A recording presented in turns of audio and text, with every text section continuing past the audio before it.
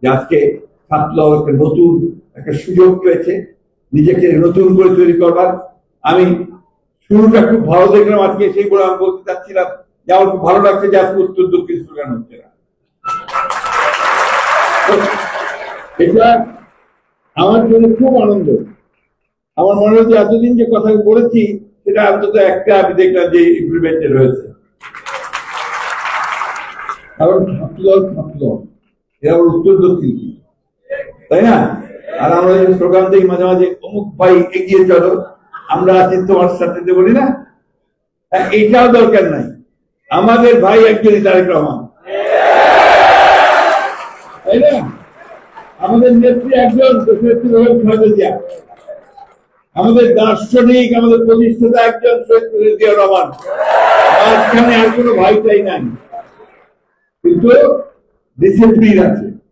আজকে আমাদের ছাত্রদলের নেতা কি রাসেল, অন্যান্য নেতা যারা আছে তাদেরকে সবসময় মেনে চলতে হবে, সব জায়গায় নেতৃত্ব মানতে হবে, অর্থাৎ একটা সুসংগত রাজনৈতিক দল গড়ে তুলতে হবে।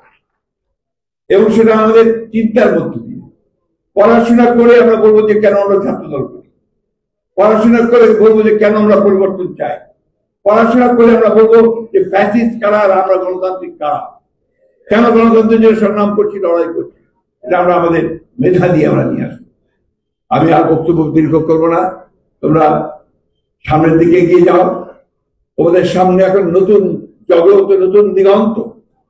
এই দিগন্তে তোমাদের নতুন করে অবস্থান নিতে হবে, তোমাদের ভবিষ্যৎকে তোমাদের তৈরি করতে হবে, ছাত্রদলকে নেতৃত্ব দিতে হবে ছাত্র রাজনীতির ক্ষেত্রে। এটা সবসময় মনে রাখবে, এটা একটা বড় শিক্ষা প্রতিষ্ঠান ভিত্তিক সংগঠন করে তুলতে হবে। শুধু মহল্লা ভিত্তিক সংগঠন করলে হবে না, শিক্ষা প্রতিষ্ঠান ভিত্তিক সংগঠন যদি না করো তাহলে কিন্তু হবে না। ওই শিক্ষা প্রতিষ্ঠানে তোমাকে নেতৃত্ব দিতে হবে, ওই শিক্ষা প্রতিষ্ঠানের সংসদ নির্বাচনে জয়লাভ করতে হবে, ওই শিক্ষা প্রতিষ্ঠানে তুমি সাহিত্য প্রতিযোগিতায় এগিয়ে যাওয়া, এক্সটেম্পোর স্পিচে এগিয়ে যাওয়া। এই বিষয়গুলো না হলে তোমার যে বিকাশটা হবে না।